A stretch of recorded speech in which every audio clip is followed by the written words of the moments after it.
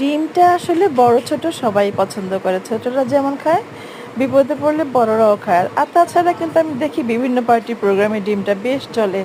ডিমের কোরমা হলে তো কোনো কথাই নেই। দেখেন ডিমের কোরমাটা আমি কত সহজেই রান্না করে নিলাম। ডিমটাকে ভেজে নিলাম সিদ্ধ করে একটু নাইফের সাহায্যে একটু কেটে নিয়েছি। তারপরে এখানে আমি পেঁয়াজ রসুন একটু ভেজে তারপরে একটু পানি দিয়ে তারপরে মশলাটা দিয়ে দিব।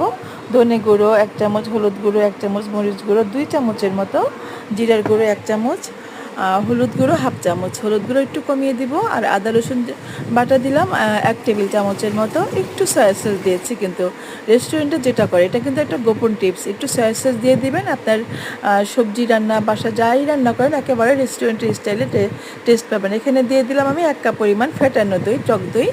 টক দইটা দিয়ে দিলে এটার টেস্ট অন্যরকম হবে। আর উপর থেকে একটু কাঁচামরিচ থাকলে ধনেপাতা দিয়ে দিবেন, আর একটু ঘি দিয়ে দিবেন। অসম্ভব মজার এটা। খেলে মনে হবে না, বুঝতে পারবেন না বিয়েবাড়িতে খাচ্ছেন না রেস্টুরেন্টে খাচ্ছেন।